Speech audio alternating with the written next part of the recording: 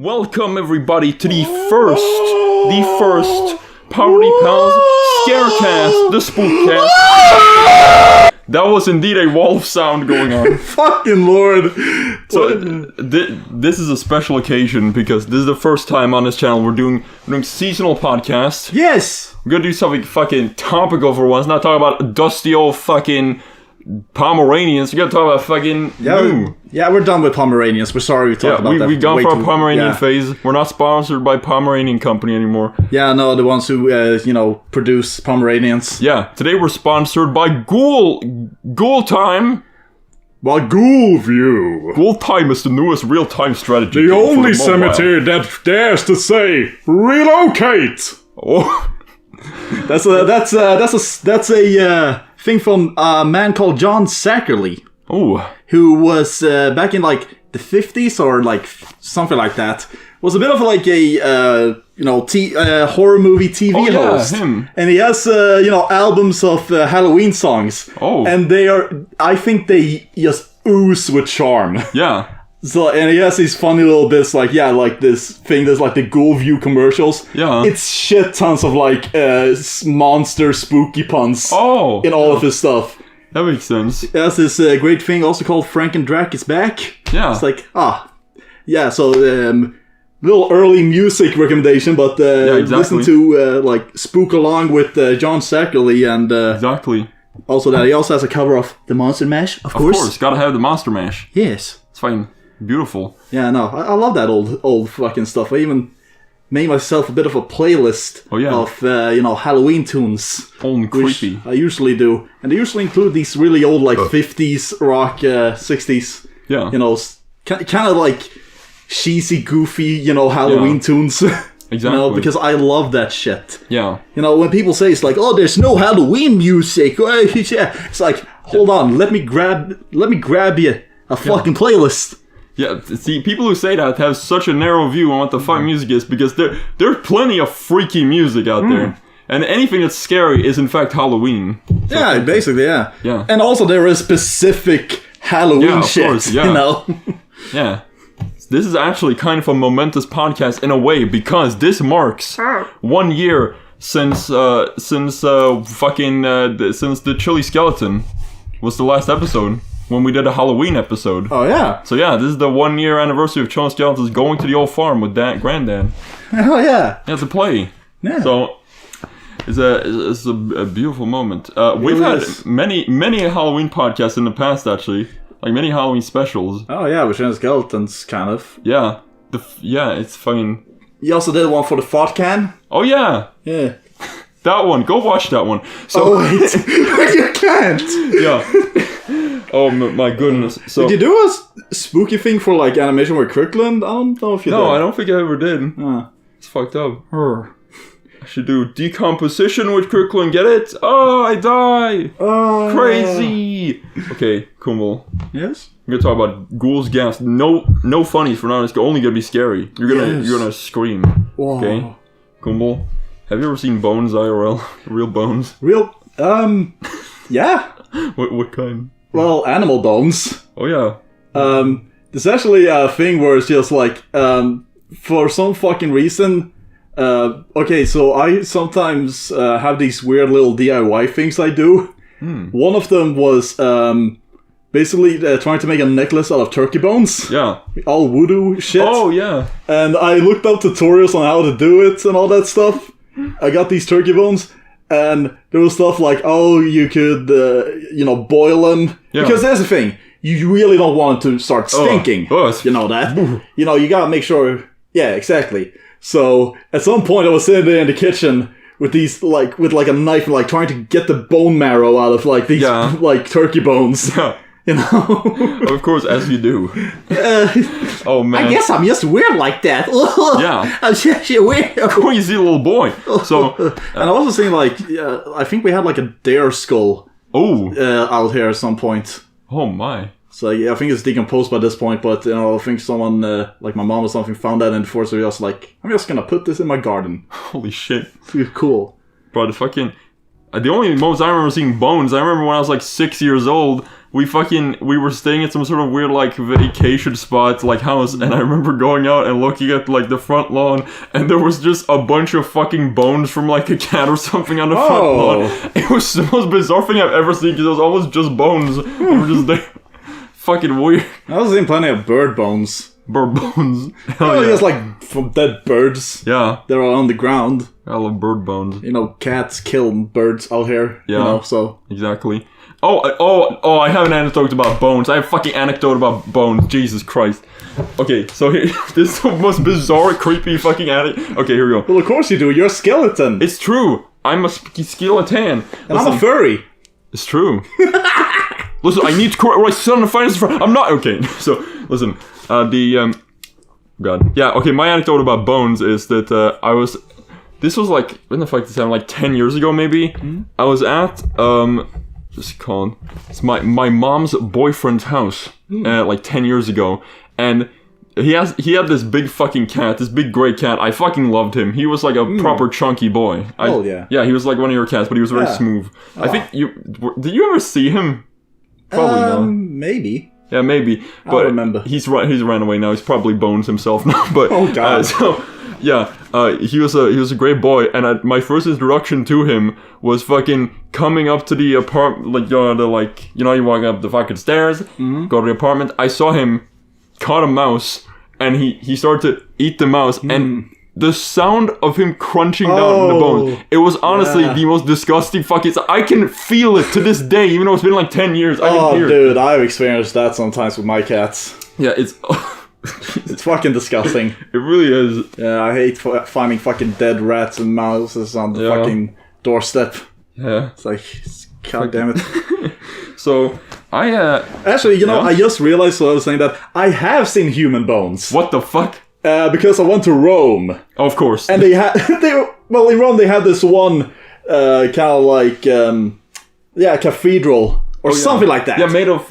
Yeah, no, that has like these catacombs that's just like these decorations of bones. Yeah.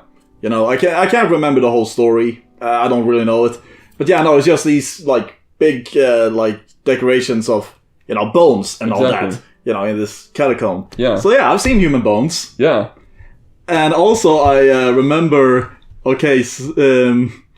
so when we walked in there, of course, I had a jacket on. Oh. And on the back it had like, I had a back patch of Rancid 5, which, as some might don't know, the cover for Rancid's album, Rancid 2000, is a literal, like, real skull and crossbones. Yeah. And apparently, the people who worked there, like, kind of gave me glances. Yeah. Because they were like, I was gonna be one of those fucking weirdos who's just like, I'm gonna touch the bones! Yeah. But I think my dad has that shirt, like, no, he's just like a punk. Yeah. It's just like, but yeah, definitely like, it's basically this corridor. And like, when you look to your, like, right, there's these, these catacombs, like, kind of rooms where you have the bones. But at the end of the corridor is the exit. And it's just like one of them, the people working there, kind of like with their arms folded, just kind of watching me. Oh my god. I'm not gonna take any bones, dude. Sir, I'm not gonna steal any of your bones. You have a nice collection. I actually, I was very friendly, and I even bought some, something from the gift shop, Yeah. So yeah. Exactly. Bro, that fucking guy being like, looking at you and being like, oh, you got the backpack, what are you gonna do? It's like, bro, I'm not the one who built a fucking bone church. That's you. That's not you fucking weirdo. What fucking actual psycho decided he was going to build a bone church out of human bones? Like, how fucking insane do you have to be to do that? That's some, like, that's like some Catholic person, like, way medieval times or something like that. I don't remember. Ghouls in the walls. It's fucked up. I don't know, it was just, I think at the time, as I remember, the guy who did it, they were like, what the fuck are you doing? Yeah. Good question. But then, like, some big religious person was just like, no, this is beautiful. Yeah. This is a great way to remember them, Yeah. Because it was like a bunch of people that died for some reason. I don't know if it was the plague or some war. Yeah. Something. I wish I remembered the story, but, oh my god. Oh, okay. Rome is cool, but we're not going to talk about Rome because that's not spooky. Because Rome isn't scary unless a Roman approaches you with a little spear. Yeah. That's scary. But Oh my god, okay. You know what I want to talk about? I want to talk about some of my favorite IRL horror anecdotes that I just know. Some of the real like happenings in the world. One of my okay, I'm going to talk about some of my favorites.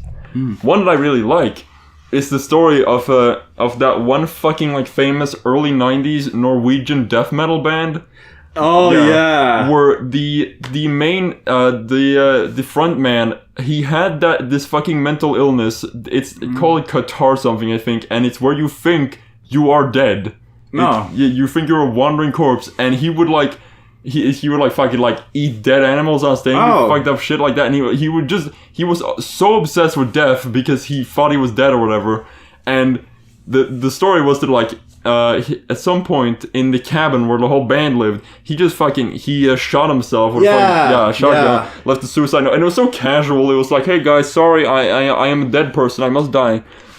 And another fucked up thing was the rest of the band members apparently all made necklace out of like bone fragments from skull. Yes, and they all have around their neck like a piece of his skull. Exactly, and they're interviewed in this one metal I've seen that one documentary. They're fucking like I remember this part where it's just like they were showing like shots of all these people they were interviewing. They're all doing it like the the horns, and then they cut to them, they're just fucking flipping them off. Yeah, exactly. Because they're fucking psychopaths. Yeah, exactly. It's like, and the best part about it is, like the entire story goes like this: one of the members goes into the thing, he looks at him like, oh, okay, and then he just casually walks down to the convenience store. He gets a disposable one-time camera. He comes home. He takes a picture of his fucking dead body, and they made it the album cover for one of their live albums. Yeah, and I've seen it, and it looks fucking weird. I don't often look at real dead people. No, me neither. I'm not like the kind of person who goes on watch people die stuff. Yeah, at all. I go and watch people cry. That's a sad one. No. Oh yeah, it's that's a fun anecdote. I just see him in interviews and they're like, "Hello, I am a funny Norwegian. I fucking make a bone necklace." I don't know. Bro. Let's see. Oh yeah, here's something I want to talk about. Yeah. This is gonna be a little bit ranty, but trust me, it's gonna be fun.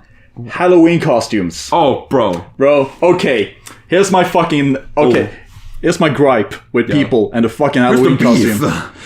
Okay, if you're gonna wear a Halloween costume, it's gotta be a fucking Halloween costume, goddammit! Don't fucking do Tony Stark, Iron Man. I'm Iron Man. Fuck you. No, listen. Here's the thing. It's just like, come on. This is a spooky month. This isn't pop culture month. No, seriously. It's like I feel like people like treat fucking Halloween as just masquerade party. Yeah. It's like it's a very specific thing. Yeah. And I'm not a traditionalist. I just love Halloween. Yeah. And like it's like, hell, you know what? You don't even need to wear a costume. Just wear something kind of spooky. Look like a goth or something. I don't know. Fucking God. Yeah, I do think that's dumb, and that's how it's.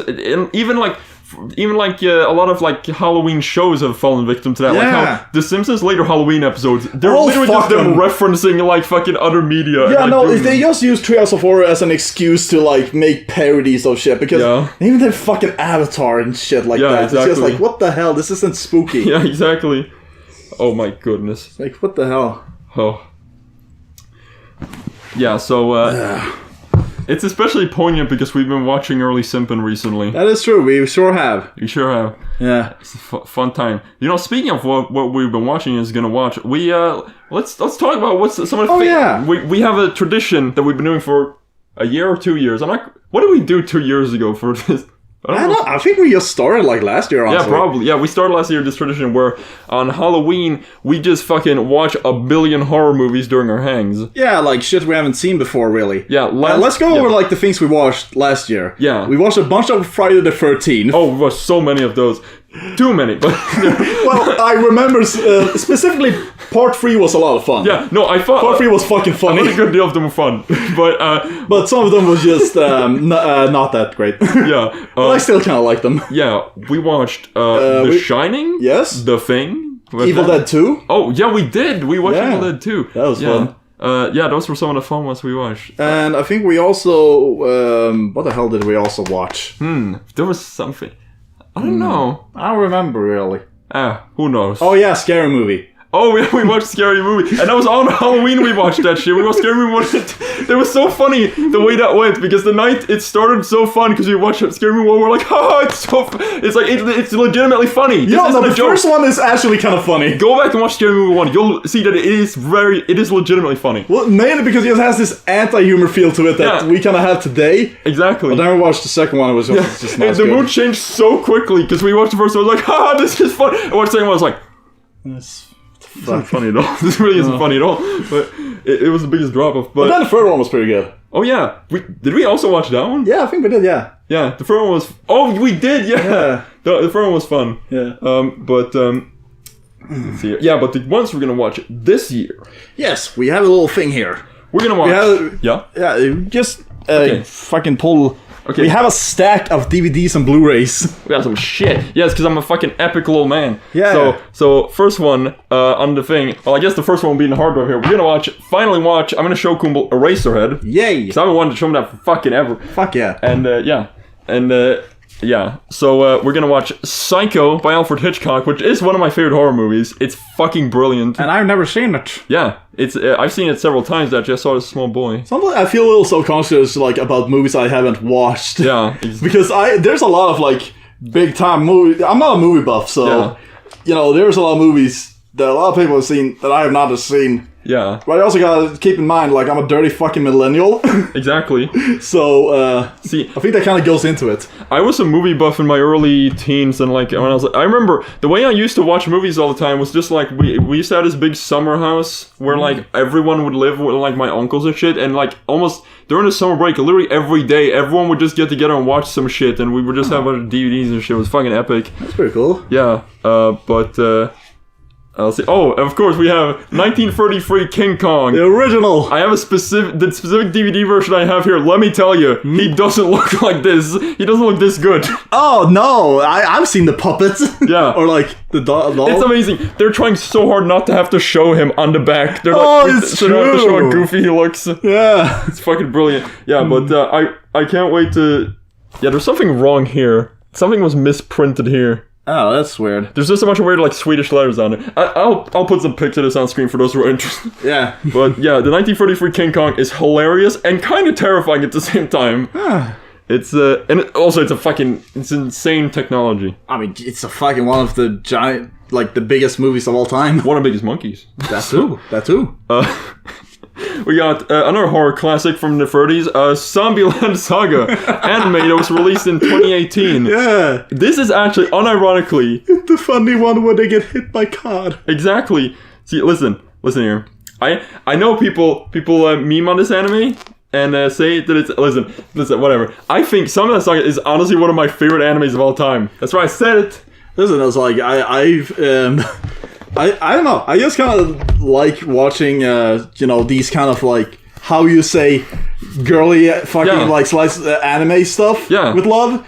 For example, I loved watching this one that was the girls making a video game. Yeah, new game. Yeah, I really like watching that. I could relate to it as someone who works a lot. Yeah. And I really fucking love Little Witch Academia. Of course, that was a great one. And we're also watching, what's that one called? Nichijou? Oh, Nichijou, yeah. Yeah. The one I have on my shirt. Yeah, exactly. And that's the thing, is I never expected me to be into them, but there's just these great things to watch when you're really drunk. Exactly. And just lay back and be like, hell yeah. Yeah. It's fun. See, I want to tell everyone right now, everyone who's fucking watched Zombieland Saga, and this is objective fact, fucking Saki Nikaido, the sassy biker zombie girl, is the fucking best character. I love her. Oh, thank you. Maybe. We'll see. Yeah. Okay. I know we have different opinions on different favorite characters every time we watch these animes. I don't know how much we'll differ on this one, but we'll see. Maybe. Whatever. Listen, I love how we talk more about fucking Zombieland Saga than King Kong, one of the most fucking movies of all time. All we said was funny. All we said was funny monkey. We got the when was this released? 1950... Who gives a fuck? 1958 version of The Fly. Yes. Which is a great movie. I prefer it far more over the 80s remake, honestly. And I have seen neither. Yeah. It got Vincent Price in it, the classic horror man. Oh! Funny little movie. Everyone watched 1958 The Fly. We have bullshit. I don't... Oh, yeah! Okay, so... At some point, we were in the fucking... The only remaining, like, fucking... The place that sells DVDs and shit. Yeah. And we're just looking in, like, the bargain bin. Yeah. And I find this one movie called Hellfest. Yeah. I know nothing about it. Let me tell you about it, Kumbel. En maskerad seriemördare. It's Swedish. No, all it says is that one of the producers of Walking Dead is in it, which doesn't give me confidence it'd be good. Listen, we're just pulling a red letter media move, but just being like, watch this shit, let's just put it on and see what it is. Yeah, exactly. You know? And we got the scariest pick of all, also known as, did they ruin it? Did they ruin one of my favorite movies? Yeah! Dr. Sleep. We're gonna watch Dr. Sleep, the follow-up to The Shining. Yeah, aka The Shining 2. Yeah. But Which what people should call it, The Shining 2. Exactly. Shining 2, the retribution. I don't know. But yeah, I'm curious if they're gonna cock it up. I don't know. But who knows? It seems to be very distant from the original, so that's good at least. I don't know. Actually, I have no idea. But yeah, that's gonna be interesting. And we got The Bride of Frankenstein from 1935. Yeah. Honestly, probably my favorite horror movie from the 30s. It's legitimately well made and it's really entertaining. It's fun. It's like, it's honestly kind of amazing just how, like, complex it is story-wise, because it literally picks up exactly where the first movie left off, in the sense that, like, I don't know, Frankenstein's fucking burned in the fucking windmill. Yeah. It's cool. I've never seen the original Frankenstein, actually. Yeah, but you're probably, like, vicariously... Well, yeah, exactly. Like, Yeah.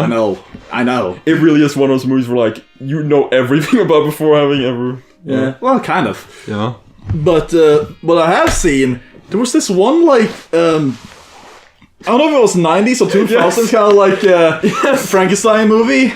Yeah. I think we watched it in school. We watched this fucking, I think it was like early 90s fucking Frankenstein movie in school, and it had like this stupid fucking bald Frankenstein's monster who looked like fucking Joe Rogan. And fucking... But I definitely wanted to do something that was closer to the novel. Yeah. Which I have read, actually. Same here. We both actually read a novel. This is my novel. Yeah, well, in school we had a thing where we had to read a book all the time. Yeah. English class. Did we read it at the same time? I don't know. I don't know, because I think I read it in like 6th grade, 7th grade, I don't know. I mean, I just remember in fucking middle school we had to read that. I really like the novel. It's probably cool, because it begins in this fucking icy-ass place. I mean, I like the fact that, like, in that version, Frankenstein isn't just this, like, lumbering kind of, like, monster. He's just actually, like... Kind of just like a psychopath. Yeah, and the way it's written originally, it's not like... Nowadays, Frankenstein is like, oh, he's a horror monster. It's like, no, he's just a fucking, like, fucked up amalgam of human body parts. It's really... It's an abomination. It's gross and weird for the time it was fucking written. Yeah, and he is just kind of, like, conflicted with the idea that, like... And just angry about the fact, like, I'm a corpse man. Yeah. You created me. What the fuck? Yeah. Why did you do this? Very relatable for today's youth. So, I hate you, Dad! Yeah. Yeah, there's actually a moment like that in Bride of Frankenstein where it goes, I hate you, and he just fucking closes the door and starts blasting fucking Iron Maiden. Okay, so... Oh, dude! Yeah? We should watch Young Frankenstein. Oh yeah, we absolutely should. Yeah. That's a great follow-up to Bride of Frankenstein, because much of Young Frankenstein is a lot of satire of that movie in specific. Is it? Yeah. Oh my goodness. Yeah. Oh yeah, but I also want to watch like Nightmare on Elm Street. Oh yeah, we're gonna watch some of those goofy ass fucking things. Yeah, I mean, I just feel like I always want to bring out a slasher movie into it. Of course. Because I love that gory violence. Yeah. Fucking Freddy Krueger is like, oh, hey, you forgot your chains. Oh. That was just like thank you, sir. I was trying to do a badass, like, whoa, a retort, and I did it. Fucking crazy. Okay, I want to talk about some of the olden horror movies I've seen that were fucking shit. Like, let's see here. Son of Godzilla? No. Don't even joke. I just remembered Godzilla 1954 is fucked up. That movie is legitimately fucked up because it's like it was like that's the most serious one. It's just it was really like pushing on the whole like this is a metaphor for the A-bomb. Yeah, and it was only 9 years after it happened. Yeah, yeah, it's fucked up. Bizarre. Looks like a funny little reptile. What Godzilla movies have I seen? I've seen that one. I've seen the sequel. The one that has the spiny boy. I haven't seen many Godzilla movies at all, actually. Yeah, they're really interesting in their chronology because it begins. There are only 2 black and white ones, the first 2, And the second one is weird because it's just about fucking Godzilla frozen in ice for some reason, even though that's not how the first movie ended. And this spiny motherfucking weird monster. Definitely, we should definitely watch more of them. Yeah. Because I really do want to just watch like the part where Godzilla gets like fucking silly. Oh yeah, of course. I have that one movie called Godzilla vs. Hedorah or whatever how fucking pronounce it, where it's about this trash monster who fucking shits everywhere. Ah. And all the fucking hippies in the movie because it's the early 70s. Oh yeah. Like Japanese hippies. It's really bizarre. Huh. So, oh yeah, and I watched Shin Godzilla from 2018. That movie is probably the closest the series ever gets to getting back to the original feel of the first one. Yeah, it's kind of like the intent. This movie's freaky as fuck. It's like, I don't know, it's very real. Yeah, I haven't seen that either. Yeah. Like I said, I don't watch a lot of movies. Yeah, almost a pleb.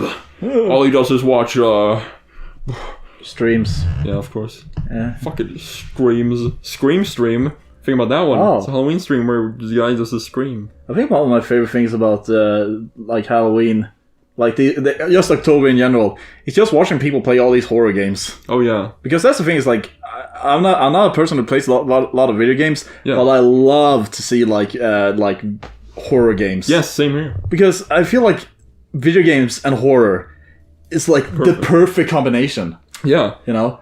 Yeah. And when they fuck it up, I get angry. Yeah. There are some games, horror games out there that I could literally just watch people play over and over again because you see every new person has a new reaction to it. Like, oh yeah. for example, Amnesia: The Dark Descent. To this day, I could still watch anyone play that game and get a new experience from it because that game is still probably one of the scariest, most well-executed games ever. It's so freaky. I remember when Resident Evil 7 came out, I watched Oh yeah. plenty of... Yeah, I've also watched many... PT also. Oh, PT was good. Pizza Time. Yeah, that was a good... But it's fucked up. They just removed it. Yeah, no, seriously. Oh, I remember I watched Niall stream that one when it was a thing. Oh. That was actually one of the scariest streams because Niall kind of... I think he...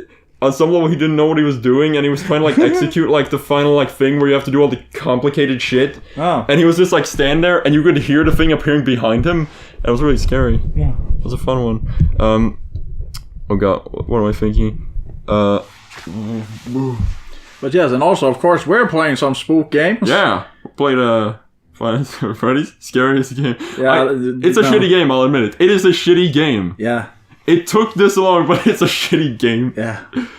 Lost in Vivo was not a shitty game. Oh yeah. Played that one. That too. Yeah. It's a sequel to I'm Scared. Well, not... No. From the same guy. Yeah, and I think also kind of like the same people who did Spooky's House of Jump Scares. Did they team up? That's crazy. There's definitely references to Spooky in Lost in Vivo. I remember watching playthroughs of I'm Scared, and that game is freaky as fuck. Oh. Especially the newer version where like they update and it's like it fucks with you so hard. It was kind of a precursor to all the fourth wall breaking horror games. Some scary shit. Yeah, there's also like I don't know if we'll get to do this for the Spook Month. Yeah, it'll be cool if we could, but I don't really know if we can. Yeah, but I do really want to check out this one thing called World of Horror. It was World of Horror. What's that? That's the Junji Ito inspired. Oh, thing. I remember that. Yeah, that one. Yeah, that one is cool. It's like a bit of like an RPG kind of thing. Yeah. Also like a lot of randomization. Anyway, it's just really, really fucking cool. Yeah. And there's a lot of great spooky designs in it. Yeah. Yeah. It's just a cool fucking game that I want us to play. Yeah. Yeah, that I do kind of want to play it. Well, I guess we'll think about that later. Because it's just like, obviously we're going to have to continue Lost in Vivo. Yeah, definitely. Yeah. Definitely. Okay, so I feel like it's time to start getting to the favorite segment of the Halloween podcasts. Oh, yeah. The classic segment of the Chilling Skeletons podcast. Yes. This is... creepypasta reading. It's creepypasta reading time! Put a lightning strike when I said that. Like, you'll be real scared. Okay. And a ghoulish shriek from me. Really fucking spooky. Really, like, edit that too. Like, maybe throw some make it funny effects on that. Yeah, throw some babies screaming. So, yeah. So, today we're gonna cover a real, genuinely scary creepypasta that's not at all, any way, like... This is actually, we're not joking. This is the scariest creepypasta of all time. Yeah, we're just like, just gonna get fucked up, dude. Called Dead Bart. So we're gonna read that right. Okay. Okay, spooky mode. Okay. Okay, we'll read. Oh, it's been so long. These are actually pretty well structured for us to sign off between each other. I'll let you begin. Okay. Here we go. You know how Fox has a weird way of counting Simpsons episodes? Okay, first paragraph. What the fuck are you talking? What do you mean? What? What do you mean by they has a weird... Oh, here we go. They refuse to count a couple of them, making the amount of episodes inconsistent. The reason for this is a lost episode from season 1. What are you gonna say? None of this is real, factual. Really? What are you talking... Well, maybe I'm stupid. Finding details about this missing episode is difficult. No one who was working on the show at the time likes to talk about it. From what has been pieced together, the lost episode was written entirely by Matt Groening. During production of the first season, Matt started to act strangely. This is literally like, I remember we read like, was it Sally.exe? Yeah. It's just like the same shit. It's just like, it's like, yeah, this spooky thing that no one likes to talk about. Yeah, exactly. Oh, okay. See, where was I? He was very quiet, seemed nervous and morbid. Mentioning this to anyone who was present results in them getting very angry and forbidding you to ever mention it to Matt. Ooh. I first heard of it at an event where David Silverman was speaking. Someone in the crowd asked about the episode, and Silverman simply left the stage. I just like I want to do a recreation one. Yeah, okay. I'll be. Okay. Go ahead. What's your question? I just want to ask about this rumor about the cursed Simpsons episode.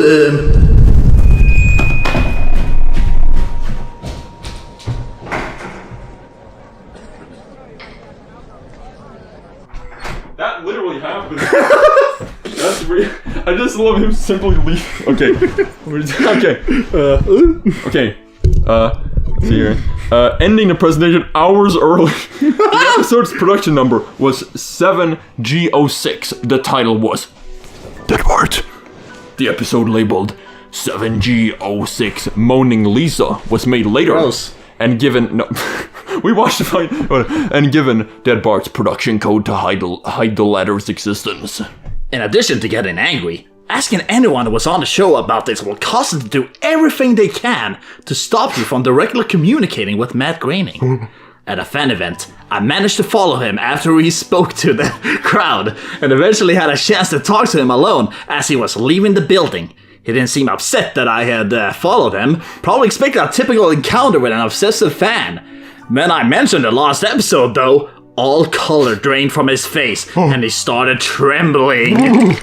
Add a little like bone shaking sound effect. When I asked him if he could tell me any details, he sounded like he was on the verge of tears. I'm literally crying and shaking right now. You can't.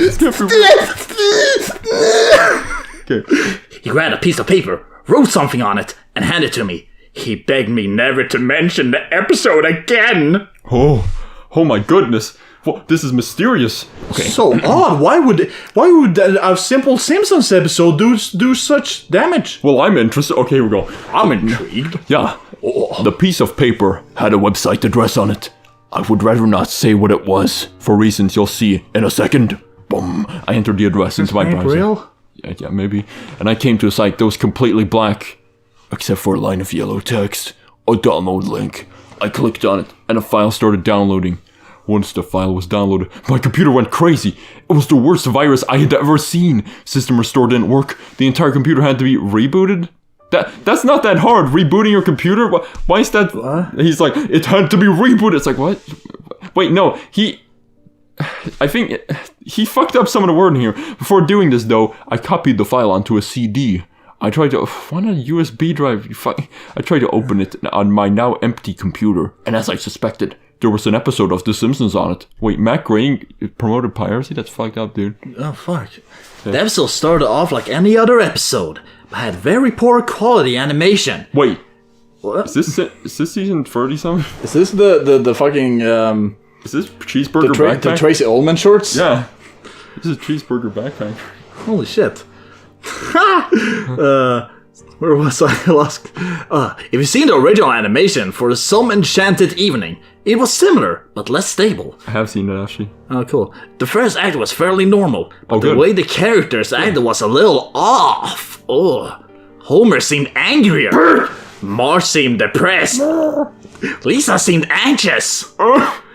Bart seemed to have a genuine anger and hatred for his parents. The episode was about the Simpsons going on a plane trip. Near the end of the first act, the plane was taken off. Bart was fooling around, as you'd expect. However, as the plane was about 50 feet off the ground, you know the exact 50 feet. Yeah. Bart broke a window on the plane and was sucked out. Break a window. Don't come, man. Yeah, that's fucking. That's a fucking hilarious beginning of an episode. He's like, hey, he flies out. It's the man who fucking floating around like a Gmod ragdoll. Yeah. Okay. At the beginning of the series, Matt had an idea that the animated style of the Simpsons world represented life, and that death turned things more realistic. What? What the fuck? This was used in this episode. The picture of Bart's corpse was barely recognizable. They took full advantage of not having to move and made an almost photorealistic drawing of his dead body. Act 1 ended with the shot of Bart's corpse, and Act 2 started. Homer, Marge, and Lisa were sitting at their table, crying. The crying went on and on. It got more pain and sounded more realistic. Better acting than you would think possible. The animation started to decay even more as they cried, and you could hear murmuring in the background. The characters could barely be made out. They were stretching and blurring. They looked like deformed shadows with random bright colors thrown on them. There were faces looking in the window, flashing in and out, so you were never sure what they looked like. He's Flanders. Flanders is just looking in. Like, hey, diddly diddly. Exactly. This crying went for all of Act 2. Okay. Act 3 opened with a title card saying 1 year had passed. Homer, Marge, and Lisa were skeletally thin. Okay, now I'm scared. And still sitting at the table. There was no sign of Maggie or the pets. They decided to visit Bart's grave. Springfield was completely deserted. As they walked to the cemetery, the houses became more and more decrepit. They all looked abandoned. When they got to the grave, Bart's body was just lying in the front of his tombstone, looking just like it did at the end of Act 1.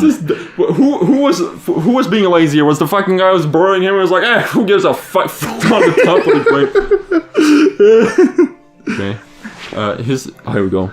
The family started crying again.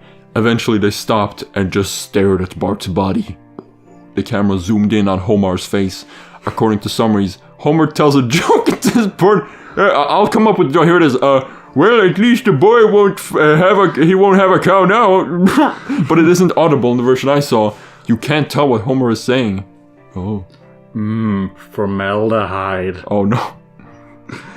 See, where were we? The view zoomed out as the episode came to a close. The tombstones in the background had the names of every Simpson guest star on them. Some that no one had heard of in 1989. Some that haven't been on the show yet. All of them had death dates on them. Dude, it's just the Simpsons predicting the future again. It really is. Yeah. For guests who died since, like Michael Jackson and George Harrison, the dates were when they would die. The credits were completely silent and seemed handwritten. Oh, like the actual show? There's no. The final image was the Simpsons family on their couch, like in the intros, but all drawn in hyper-realistic, lifeless style of Bart's corpse. Okay. A thought occurred to me after seeing the episode for the first time. You could try to use the tombstones to predict the death of living Simpsons guest stars, but there's something odd about most of the ones who haven't died yet. All of their dates are listed as the same date. All of their deaths are the same day. You know what? I'll say this. Story, it's kind of shit. Bad. It's goofy. Yeah? I like that last one. I think I like that last thing. That's a good one. Yeah, that's really good. But yeah, I mean, the whole joke, Masterpiece. hyper-realistic blood. Yeah, it's kind of like a joke now. It was a joke like years ago. Yeah, exactly. You know? That was, I'm a little too scared right now to continue. No, okay, so, yeah, there's an amazing fucking edit on YouTube that's supposed to be like, this is the actual thing, and it's not good. Well, so, let's see, what time are we at? Let's see. We are at... Okay, we can start talking about some things. I want to talk about... It's time for both of us to do a little manga review time. Oh, yeah! Cool. It's gonna fucking... Oh, God. There's something wrong with this. No, it's just, I think one of the books got a little stuck there. Sorry. Okay.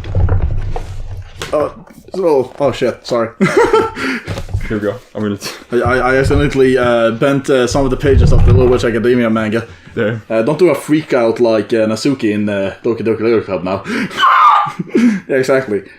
You bent it. Yeah, exactly. I keep referencing our fucking Doki Doki Literature Club thing. Yeah. Just specifically the fact that the voice you gave Nasuki in that was fucking David Lynch. Yeah. It was the funniest fucking thing. For anyone who likes Party Pals Gaming, you should absolutely check out the Doki Doki thing on That we did on shows. Yeah, exactly. That is quality Party Pals shit. Yeah, exactly. Yeah. Okay. So Kim Young Dong. yeah, okay. We're gonna talk about the one, the only Uzumaki by Junji Ito. Kumbel has read actually a lot of it. Actually, Yeah, no, I read a lot of it in just like, in like one go. Yeah. I was just like, before I went to bed, Yeah. I was just like, I'll just read this for a while, and then I ended up reading like 13 chapters. Yeah, exactly. Because I was so fucking like, It's so cool. it's fucking great. Yeah, I remember finishing that in 2 nights, just sitting on the thing. Yeah, no. Okay. Yeah, but seriously, I fucking love it. Yeah. So Mainly because, okay, so I mentioned it before, Tarantula, Kulo, drug face. yeah. See my little art in the fucking thing you're looking at that I did for them, like a fan art thing. Yeah. But, okay, so the art of Drugface, I feel is a bit inspired by Junji Ito. Yeah. And that makes me love it even more. Just, the illustrations are so fucking freaky. They really are. And fucking really gory. Yeah. But fucking sick. I should say, just before we continue, I should just give a brief, small overview. So basically, everyone knows about it, but I'm gonna say the manga is about fucking. It's about this. What's it called? It's about a town that gets fucking. It's hard to say. It gets like infested with the vague idea of a spiral shape. It's the most bizarre fucking idea. Yeah, the first story is about like one of the main characters' dads gets immensely obsessed with the spiral pattern. Yeah. To a fucking really just fucking what the fuck is happening kind of a point. Yeah. Where it turns himself into a spiral. I already spoiled it in a previous episode. Yeah, everyone fun. This is one of those things everyone's heard of. But yeah, no. Yeah, and it just gets more and more just horrifying and hopeless, and everyone's just and just fucked up weird. The slug people are fucking weird. That's one of my favorites. Yeah. Another one I really fucking like is the Jack in the Box. Oh yeah. One. Just the part where so there's this. The story's basically like there's this kid from school who keeps keeps scaring girls jumping from corners and stuff like hey kind of like get their attention and then he gets hit by a fucking car like doing this and basically one of the main characters has a fucking Jack in the Box toy that this guy gave to her, tells her, like, this is your fault and he's gotta come back from the dead. Yeah, exactly. And they go to the grave to basically, like, dig up his corpse to, like, I don't know, I think the main character guy is like, I'm gonna fucking, like, put a stake through his heart. Yeah. And it was just like, oh, that's silly, but it's like, a fucking Jack in the Box told you that this was gonna happen. I think we're beyond the point of strangeness now. Yeah. Yeah. And he comes out and it's like, oh! Yeah, and like the fucking coil thing from the car that they have is like a fucking Jack in the Box ring. And this fucking like stitched up corpse is fucking jumping at them and shit. Exactly. It's so fucking cool. Spooky as hell. Yeah, spooky as shit too. And also, the fucking mosquito ladies in the hospital. Oh, yeah. That story. Those are freaks. How these fucking mosquitoes kind of possess these ladies. And they keep going like into patients' rooms, like drinking their blood. Yeah. Yeah. Damn, man. Yeah, no, this is some really, really creative. Yeah. That's the thing. Like I think I said this before. Definitely said it several times. I love horror that's creative. Yes. Horror that just like, it's just fucking creative. Yeah. And goes like to the point of almost silly, but just like absolutely just fucking weird. Yeah. And this definitely does it. Definitely. Because it's fucking entertaining as shit. It is. And just like fucks with your head. Yeah. I love that shit. Exactly. So I'm definitely gonna fucking finish this and Yeah. borrow more of these books from you. Yeah. Yes. Oh. Yeah, of course. I've said before. I love the art. I love it. Subingi. I love it. Okay, so the one I want to talk about is one that I actually I read it 2 nights ago. It's the first volume of a series called Trail of Blood, and I'm gonna give a plot summary of this to give everyone an idea of what the fuck this is. Because this, I'm gonna tell you right now, reading the first volume of Trail of Blood in one sitting, this is undoubtedly the fucking creepiest thing I've ever read. Really? Like, no contest. And, okay, so, it's the story about, it's about a boy, and he has an overprotective mom who coddles him, and it's the story of her slowly going insane, written from his perspective, from the little boy's perspective, and in a lot of times it is literally from his perspective. Like, you get a lot of first person shot, like looking up at her, and it's so real, and it starts very subtle. There's just subtle inflections, and the creepiest thing about it is that he's the only one who sees this side of her. No one else in the family is seeing it.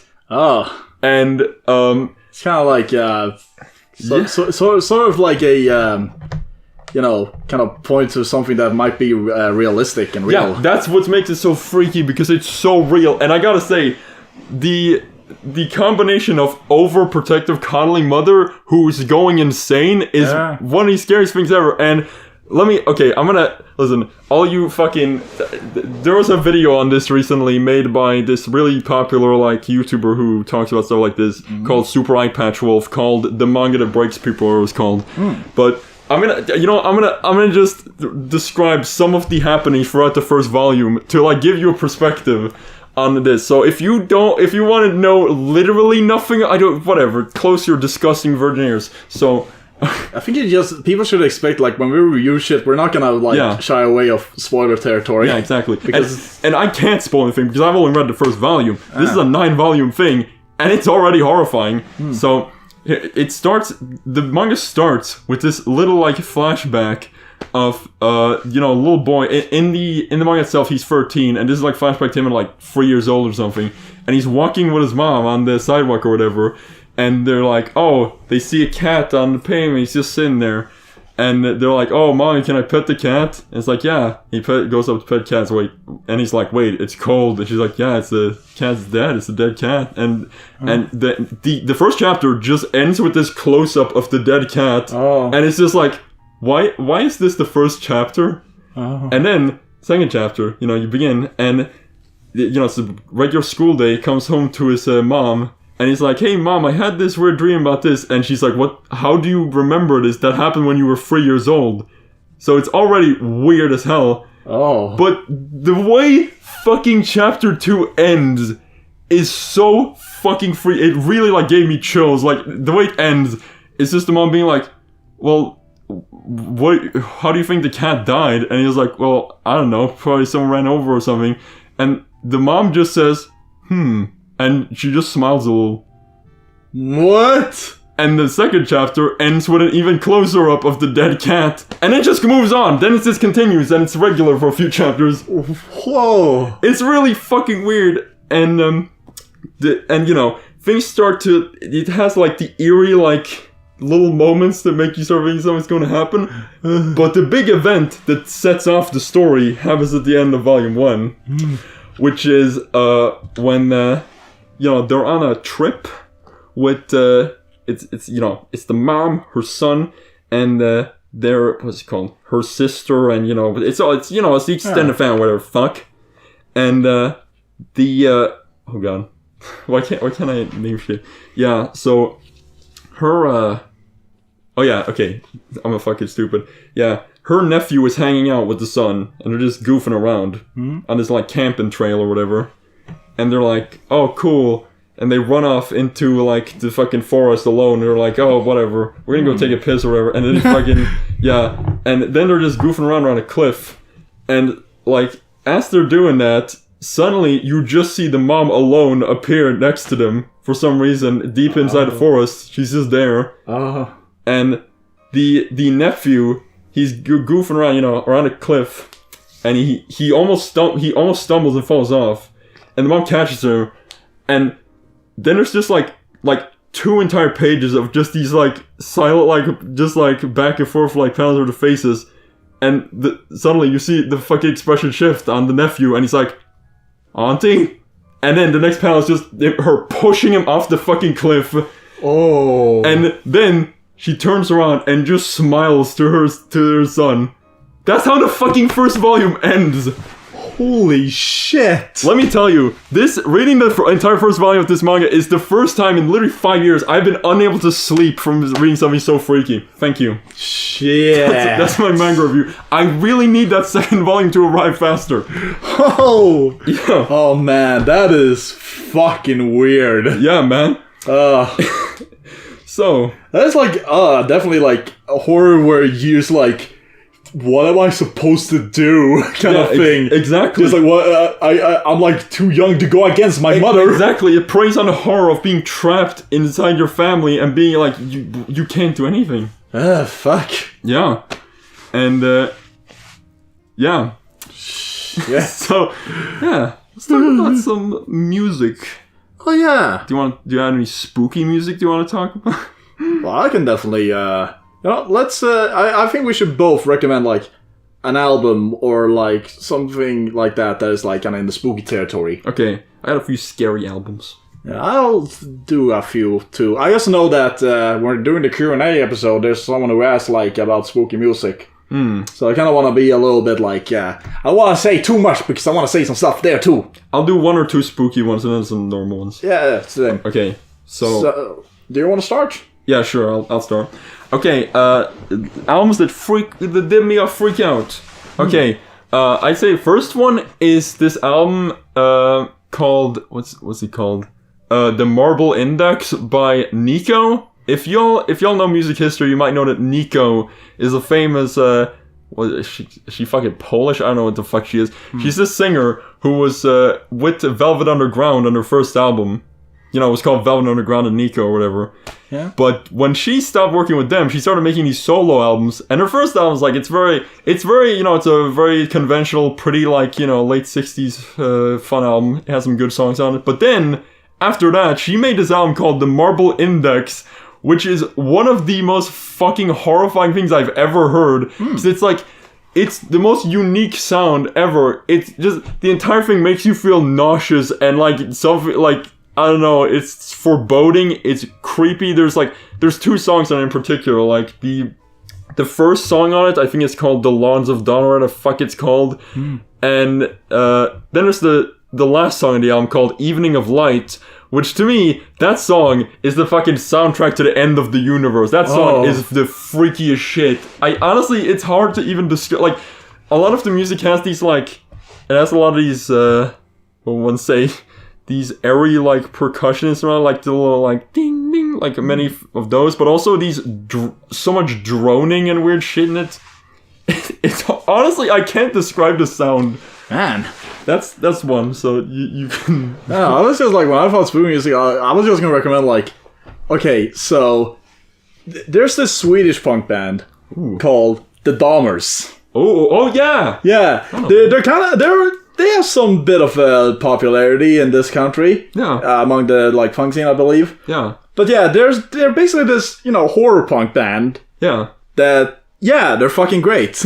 Yeah. You know? It has a bit of, like, a melodic punk feel to it, but also, you know, a bit of, like, you know, really fast tempo songs to it. It's very inspired by the Misfits, of course. Yeah. But also, they're named after Jeffrey Dahmer. Of course. But yeah, there's a lot of, like, both, like, general, like, horror-themed songs, like, Blood on My Hands and, fucking, Murder Ride, and also Jeffrey. Yeah, this is just a song about Jeffrey Dahmer. Of course. But yeah, also like things that are a little Halloweeny, like Out to the Night and Nightcrawler. Yeah. Yeah, no, it's really good like band if you want some like spooky themed tunes. Yeah. But of course, yeah, it's like the Misfits. Of course. Of course. If I have to recommend an album from them, Walk Among Us. Hey, that one. Yeah, it's probably one of my favorite ones. Yeah. And, okay. So I actually want to read off a spooky thing. Okay. That's from a track. Yes. It's sort of like a good way to end the episode. Yeah. Would you like me to do that? Yeah, go ahead. I'll just pull it up real quick. I just love this so fucking much. I've talked about this to love before. Oh yeah, I'm gonna put a spooky reverb. So, on the Motorhead album Hammered, the last track is called Serial Killer. And it's just Lemmy reading this thing that's kind of like a poem of some sorts. And it's fucking spooky. Okay. So, let me... Yes. Put spooky reverb on his face. I am the serial killer. I am the bloody hand. I am the chief whore taker. I am the chosen one. I am the red straight racer, the one who bathes in blood. I am the boogeyman. I am the empty yawning hood. Look not for pity, no. I am the heartless man. I come to fix all things. I am the one-man band. You cannot yet imagine how you will dance for me, but you will dance forever to the tune that I decree. The kingdom of the worm is all things to us all, but I will teach you many things before I let you fall. I am the black dead nightmare. I bring a light so bright to illuminate the path we take. I show the way that all hearts break, and I will see the old world's back be broken as we descend into the awful, howling night.